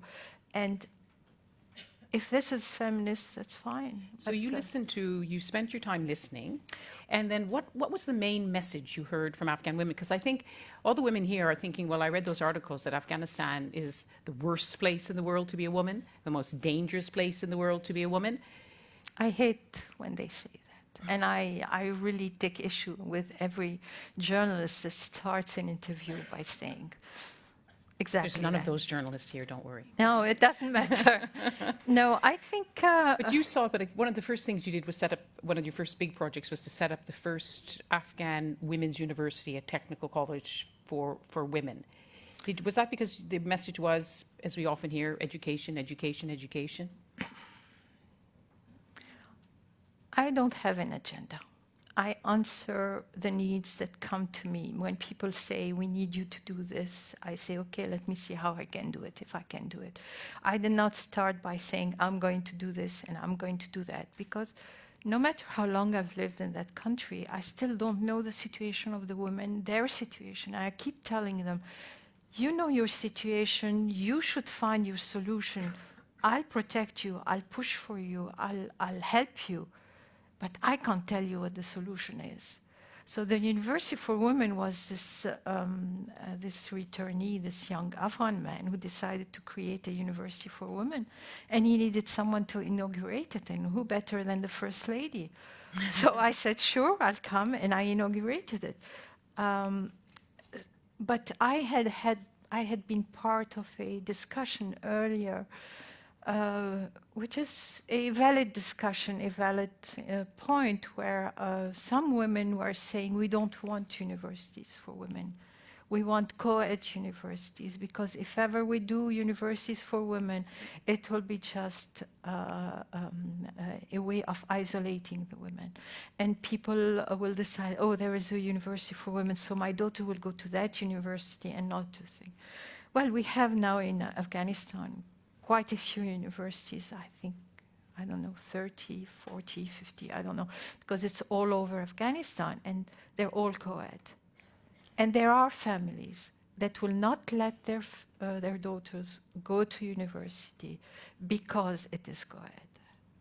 And for those particular women, those particular young women, we needed to provide a place where they could learn, which means they could become much more active, whether in politics, in the economy, or in anything else, so that they can become somebody in their society.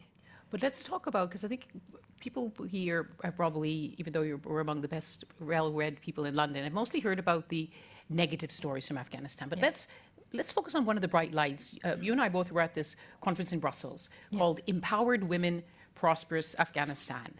And it was a poster for the gains of Afghan women, an Afghan woman minister, directors, chairpersons, activists, advocates, all speaking in perfect English, which is their third or fourth language, articulating their rights in front of a huge audience, including the heads of the major aid donors. You worked with these women before they went to Kabul. Tell us about that achievement for Afghanistan since 2001, when the Taliban were toppled. I think women have always been very strong in Afghanistan, because the mere fact that they can survive all the challenges they have and still keep the glue together of their families, take care of their children, take care of their household, they're really very, very determined and strong women. They are facing very difficult situation, but once given an opportunity, they are like sponges. They learn so quickly. They know how to do things so quickly. I have one of my advisors, one of my, not advisors, one of my support staff, decided she wanted to learn English.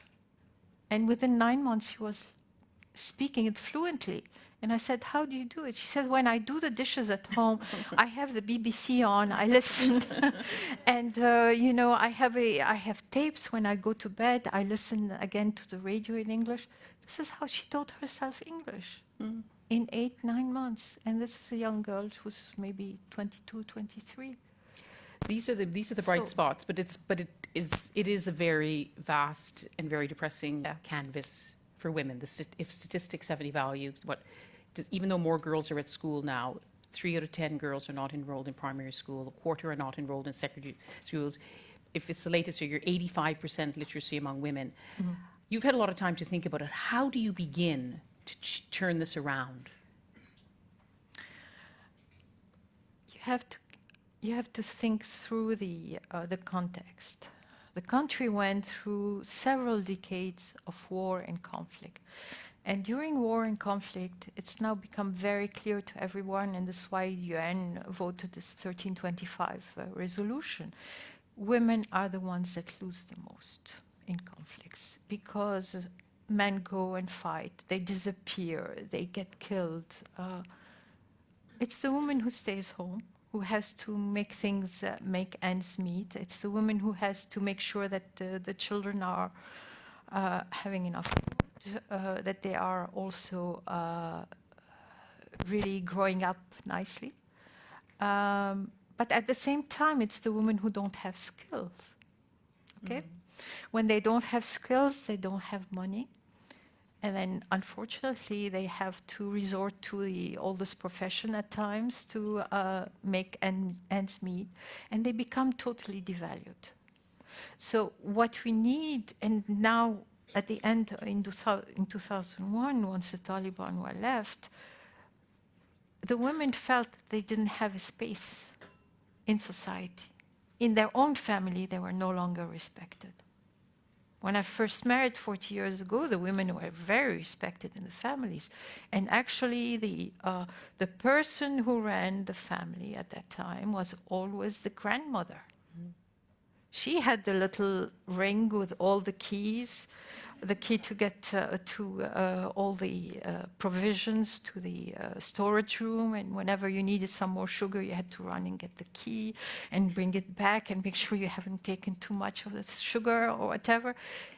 Women were really running the homes, and it was no longer the case after the war. It's interesting you mentioned your grandmother because your husband, President Ghani, also mentions his grandmother when he's accused of promoting an agenda for women, which is not Afghan. He says, I remember my grandmother.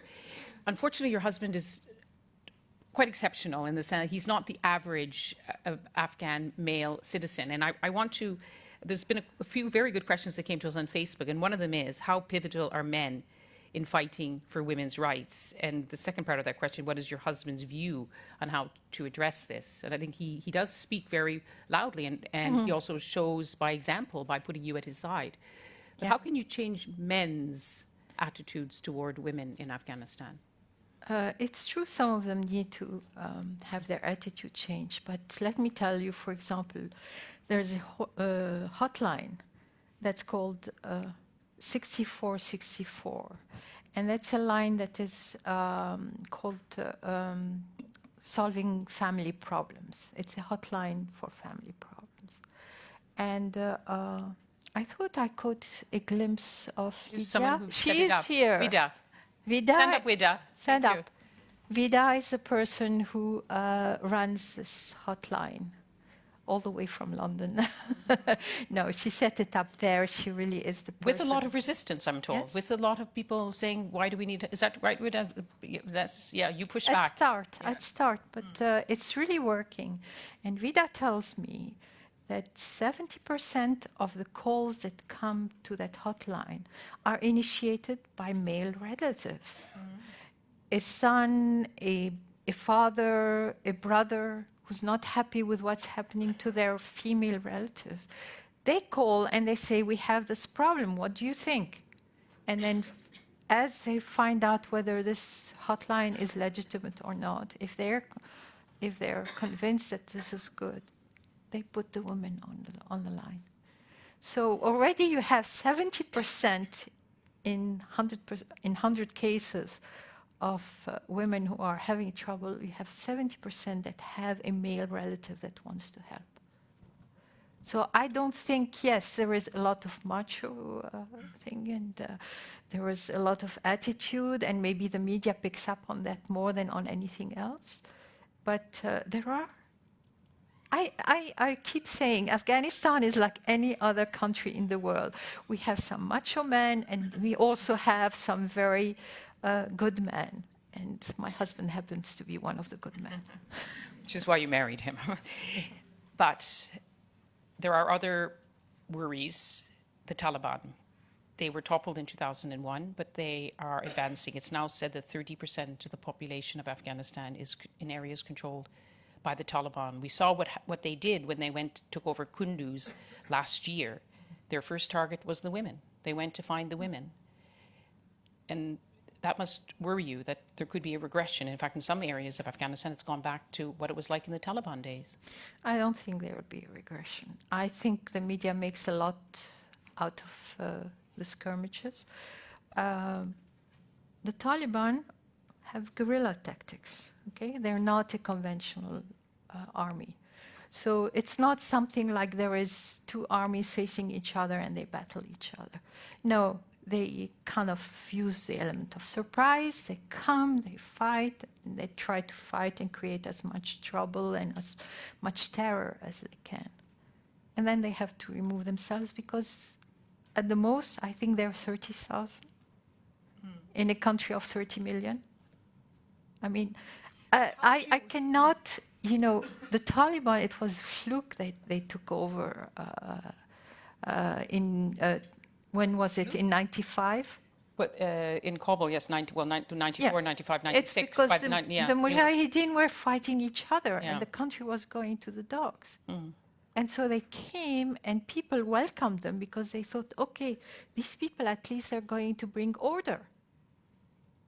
And this is why they came. And then suddenly, suddenly no, but slowly the people found out, actually, these people are really imposing on us things that we don't like.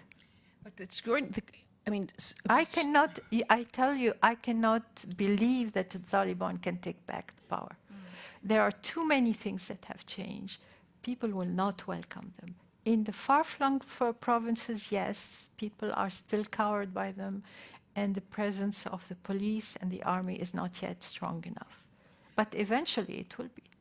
I think the extraordinary thing is that despite these risks and real dangers is how many Afghan women are presenting themselves. I mean, how many Afghan women police officers have been murdered? How many women MPs have been the focus of death threats and suicide attacks? And yet they still present them. But it must put you in a difficult position. You encourage women to put themselves forward, but it is really at risk of their own life. I don't know how to couch this, in what words to couch it.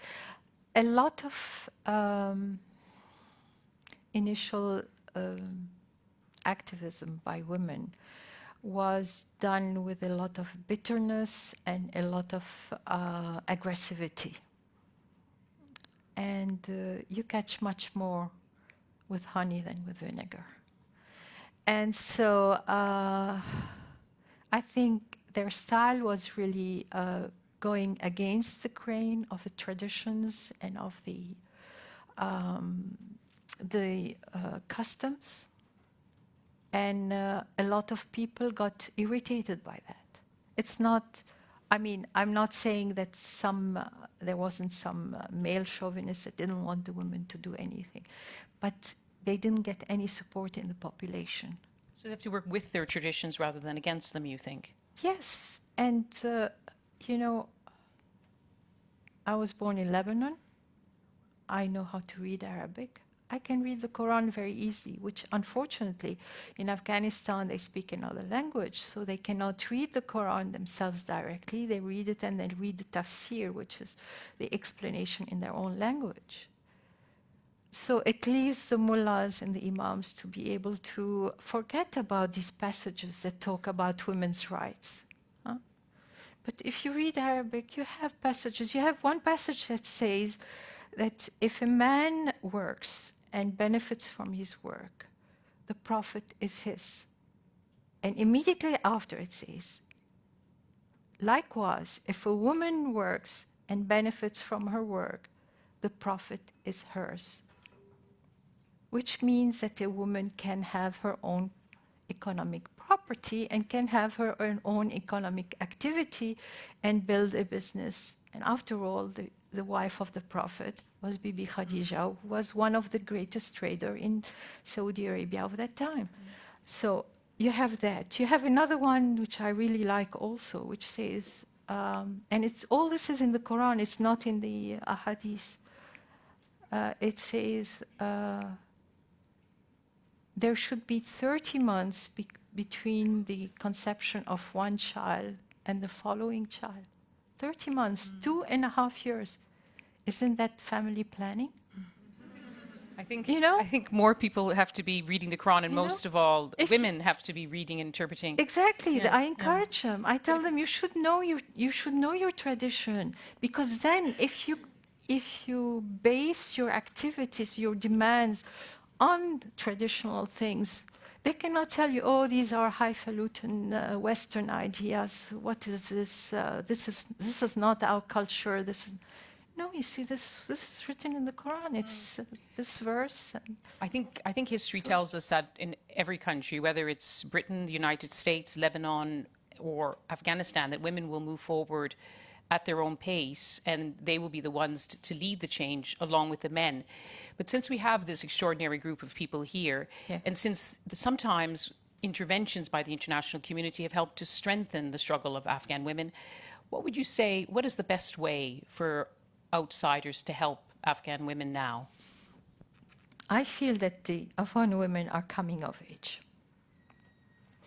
I see, as you saw, the 6 panelists in Brussels were perfectly able to express themselves in English and explain what they were doing, whether it was in the peace area, whether it was in agriculture, whether it was in business entrepreneurial thing, or in human rights, Sima Samar. So really, there is now a good group of Afghan women who know what they want, and they know how they want it. I think it is time to take off the training wheel from the bike and let the Afghan women ride their bike. They still need some help, you know. Afghanistan is still quite a poor country, and they need help in certain areas. I think the international aid community should listen much more to the women of Afghanistan and find out what is it they want, and maybe adapt their programs to what they're being told. That's what I think. Rula Ghani, the next time we meet, we'll hope that Afghan women will be off the bicycle, in a racing car, and in the driving seat. Thank you very much. You're welcome. Thank you.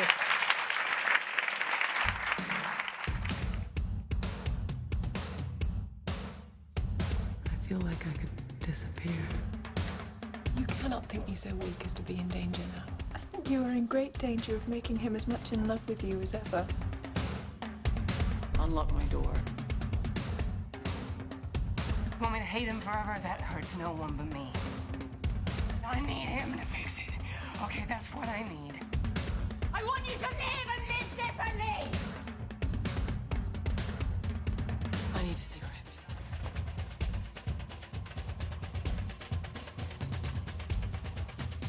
All we did was resent each other and try to control each other, cause each other pain. That's marriage.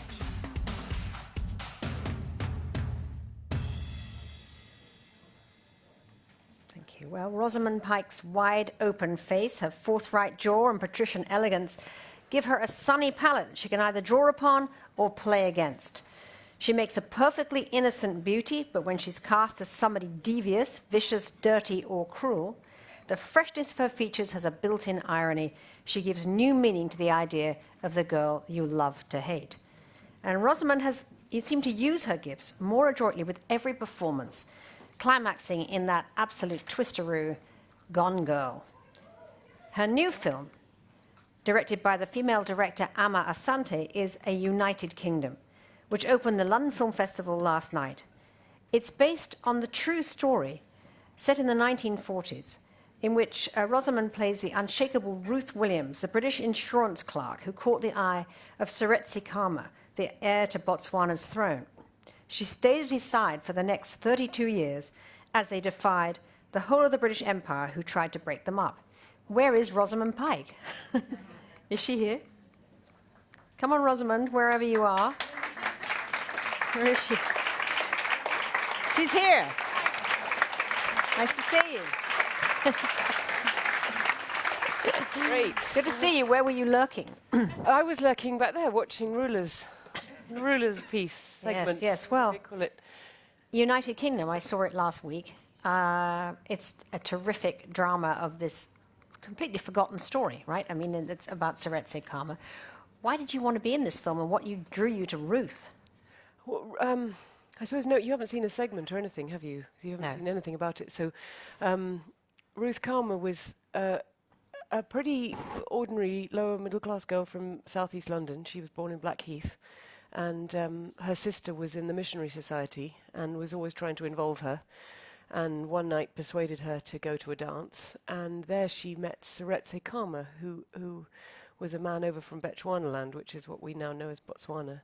And these two just had an instant connection over jazz music and jokes, and they just, it was sort of surprised them both, because Seretse, unbeknownst to Ruth, was a king in training. He was the chief of the largest, he was in line to be chief of the largest tribe in Bechuanaland, and had actually been sent over to London because he needed to get to understand white people. He didn't like white people. He'd been at school in South Africa. He was very suspicious. He'd been subjected to racism, and then he sort of defied expectation by not only getting over his hatred of white people, but actually falling in love with one.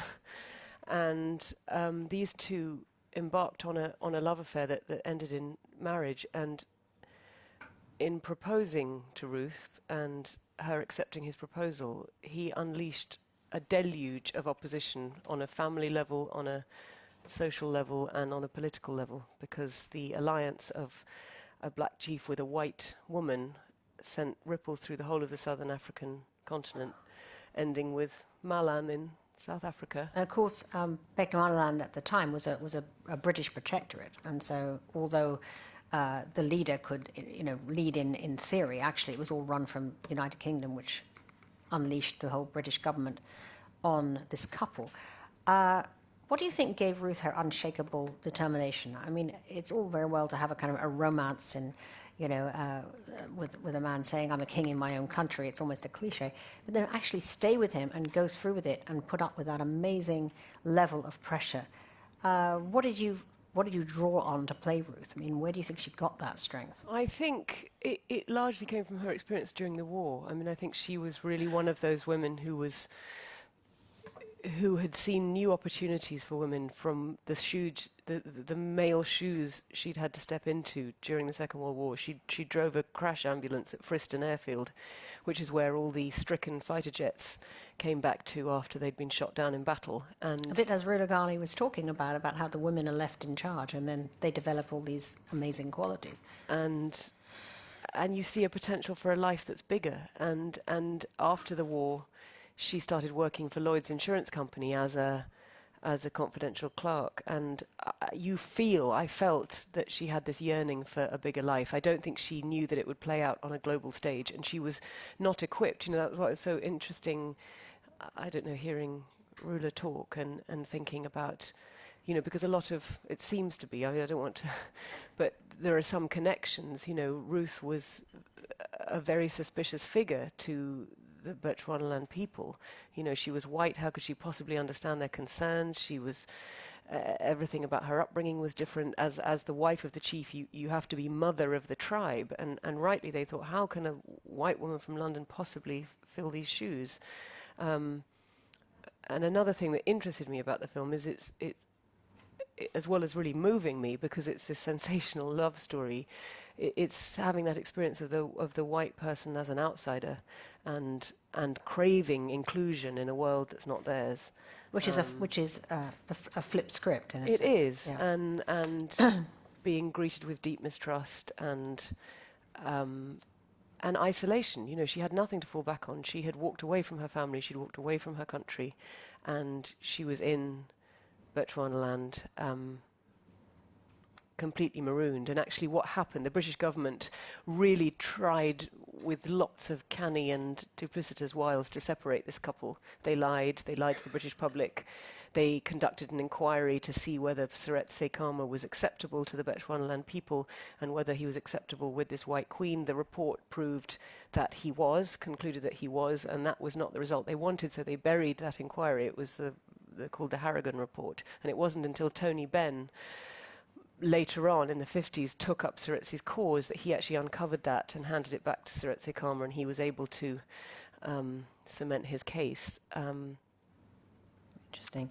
Well, I mean, she obviously had this amazing confidence, and so do you, right? Because you're an Oxford graduate and you made an astonishing 27 films, which really is an amazing number. I don't think anybody quite realizes how experienced you are as an actress. But then in 2011, you said, I've just decided to be a little bit less frightened and a bit less, please like me and please give me a job, and a bit more, this is my opinion and this is what I want to do. What was all that about? That sounds good. I think, there you see unshakable confidence. I don't think that's true at all. I mean, I think basically, as an actor, it's a pretty, you have a certain degree of dysfunction because you're much happier being someone else than you are being yourself. That kind of comes, you can, there's a deeper meaning in that, I guess. But, I think for women in the film industry, there is this pressure that's not on men. You see girls at premieres and it's all about the photograph of the woman and there's a lot of sort of please like me, please approve of me in the very act of playing that game. I wish I was the person who chose not to play that game, but I haven't got that confidence yet. Of being you started your career as a Bond girl, which is like the ultimate sort of experiment. I'm sorry, but I got to raise it. I just said to my husband last night, I said, there's a turning point here because this is the first press tour I've done for a film and they haven't mentioned Bond film. I'm sorry, Rosamund, but we just can't stop. We have to bring it up because you're talking about, girls having to be pleasing and so forth. A Bond girl is the ultimate, but you sailed through the Bond girl and you got through with that. But you've actually said as well that it was a very kind of a strange experience for you to do that film. Yeah, it was, because, there's someone here in the audience I know who I was at university with, but, and I got it right out of university when I, was a kind of shaggy student and so not the image. I remember going to the Bond audition and seeing, I'd never seen a Bond film. I was the least equipped person to play a Bond girl. And I went in a woolly cardigan to this audition, and they must have seen something underneath there. And then, I knew nothing. I went to the screen test. They said, we need you to bring an evening dress. Now, my mother was an opera singer, so we had a lot of nice dresses made by my grandmother, big 80s, dresses with puff sleeves. I took one of those along. And they said, well, that is a very, very beautiful dress, but we are thinking of something more like this. And they hold up 3 pieces of string. And and so I learned. But it was quite a, rude awakening. Because as a Bond girl, you get, not beating about the bush, you get a lot of recognition and very little respect. And that's not a great feeling. Sure. Although it's fun and there's a sort of great appetite for it. But I think had I been doing it now, I think I could sort of bring something different to it. Yeah. Yeah. Well, you did the West End play Hitchcock Blonde in 2003, and you did a 10-minute scene wearing nothing but a pair of high heels, right? So you've said that the play was about the male gaze, male expectations, and finally female power and the lack thereof. That's sort of interesting to me. Talk to me a little bit about playing that role and your feelings doing it. Well, Hitchcock Blonde obviously was to do particularly with Alfred Hitchcock and his very, very peculiar treatment of women in his film. If you've seen his films, if you ever get the DVD of The Birds and watch the extras on it, there is an extraordinary piece, which I don't know how they've allowed to be on the DVD, of Tippi Hedren's screen test, where she's sort of encouraged to seduce the producer and told to wear more lipstick, and very, really kind of outrageous. It's really uncomfortable to watch and very interesting. And Hitchcock was a very strange man in his sexual attitude to women. There was these reports that he would ask a woman to be naked, but film only her feet. So not let himself see her, but just know that she was naked. So that was the scene that we reenacted. So the camera is trained entirely on my feet, and there were projections all around the cinema. And then she suddenly, this girl who he's completely taking advantage of, suddenly realizes that this man is terrified of what he's actually doing. And so she gets this fire, and she walks across to him and takes his hand and makes him touch her breast. And he just crumbles. In our play, I don't think that really happened, but it was an illustration of what might have happened. So it was this, this funny scene of humiliation turned into power. So it was interesting to play it. Well, there's been a tremendous amount of uproar recently, obviously, at the time of the Oscars about, gender inclusion and diversity and how women are not getting the roles. And actually, we've had several Facebook questions as well asking whether you have experienced that yourself. I know you've spoken a little bit about it. Have you yourself gone through a lot of tribulations in regard to this? I mean, when I go to Hollywood, women seem to be very angry all the time. They're very, very angry. They seem to feel it's really got old and they want to see it change. I definitely couldn't live in Hollywood. I think it's really detrimental to the soul somehow. I see all these beautiful girls, these young girls, and I can see all the insecurity all over them. And I just think, why? How has this city done this to you? Instead of just sort of owning your youth and your intelligence and your just being, you're paranoid and feeling like you're not good enough. And it eats away at you, that city. And I just couldn't live there. I have to go in and out and take a And is breath that about structural attitudes? I mean, what do you ascribe it to? Well, it's the old thing that, we've got to change, is that women have traditionally competed with each other on a level of looks and youth, and men have not. Men have competed openly on, power and financial prowess and other things, and openly can own ambition, whereas that's always been rather unpalatable for women to own being ambitious. And, I don't know that it's going to change. I mean, to a degree, I'd love it to change, but it involves everyone making a effort. It's sort of years of history. Yeah, no, I mean, Gina Davis has done a lot of work on all of this, and she's been pushing out a lot of stats about, women have literally got less speaking roles. However many movies they make, they have far less time speaking on the screen. I would say that's hardly news for any woman who's ever been to a dinner party, actually, but it's remarkable how it really is. They are just far less on the screen. Even cartoons, even cartoon women speak less on the screen than men do. There's only one female fish in the entire ocean in that last Disney film about the fish, but what was it? Dory, whatever her name was. But, I think she's got a new movie, all of her own. I believe that is now, it's coming out this year, Dory's Revenge. Good, I'm so happy that Dory's got her moment. Yeah. Gone Girl was, of course, a huge turning point for you. It was absolutely, you were fantastic in it, complicated and evil and wonderful. What did David Fincher see? I mean, at that point you'd made a lot of films, but you'd never had a huge, juicy role like that you had in Gone Girl. So what do you think drew David Fincher to you, and what was it like working with him? I think, I don't know how many people saw it, but he was very adamant that no one, obviously millions of people read the book, but if only that number of people had seen the film, it would have been a failure. So we needed to appeal to a whole new audience that hadn't seen the film, and obviously you need to believe that Amy Dunn is missing and presumed dead. And I think, had they cast Reese Witherspoon, they'd probably be suspicious and think she wouldn't sign up to play the dead girl, but Rosamund Pike would sign up to be the dead girl. So he kind of was able to take advantage of that, which is kind of it was clever and good. Obviously gave me an amazing opportunity to be every part of being a woman. I mean, I'd come home and think I get to do everything in this. I get to be, even if it's a pretense, to be sweet and vulnerable, and then demonic and maternal and then callous, and it was a great thing. And he was, he's so good on narcissistic tendencies that envelop our world at the moment. He's just the master of dissecting that and putting that on screen. And I think I think it was thanks to him. Now, It was such has its kind of incredible reviews and you know, brought to you a whole lot of different range of projects? I mean, do you have the pick of the best stuff? I think it showed people that I was prepared to go to certain extremes, you know, which I've always been prepared to do, but people don't always give you the chance. And I think it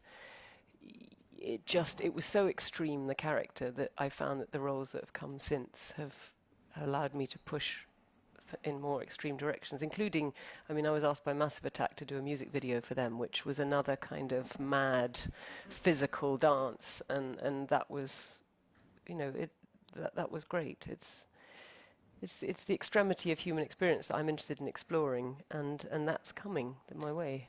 Now, if you could just pick any film you'd like to make now, any kind of material, blank check, you know, someone's got the money to just make the movie you want to make, what would it be? Well, I'd always wanted to do a Western, and I've just come back from doing a Western on Monday.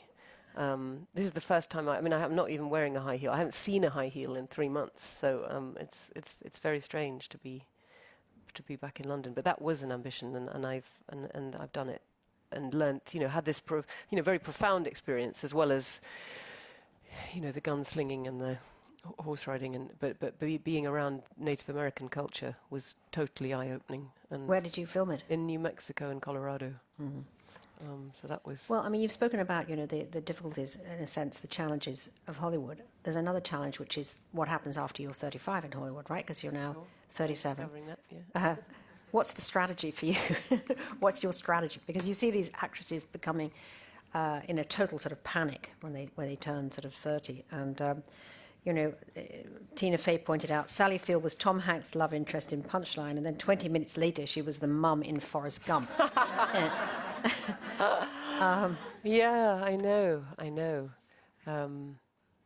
Yes, it is age. But the weird thing with me is that everybody, when I was 22, everybody thought I was about 35, and now I'm over 35, I'm getting roles for people in their 20s. So I don't understand that. I mean, that's just... Benjamin Button, it's all going backwards. Yes, it is. Maybe that's it.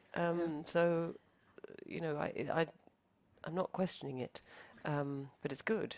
Yeah, sounds good.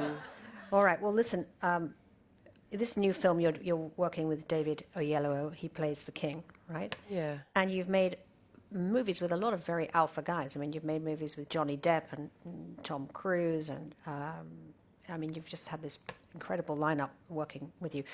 Which of those actors did you feel the most interesting sort of chemistry when you're working with? Well, David and I knew each other from a previous film, and we did have a connection on screen that I just was not expecting, and you never know where that's going to come from. Because I liked him, I thought he was a great actor. I had no idea that as these two characters, because it's all this, you know, it's this funny equation of you plus character meeting them plus character, and it was completely magnetic. It was beautiful. But I think because we felt so strongly about these characters, and I feel excited to put a love story on the big screen that's between a black man and a white woman, and we have not seen that since a very, very different film, Guess Who's Coming to Dinner?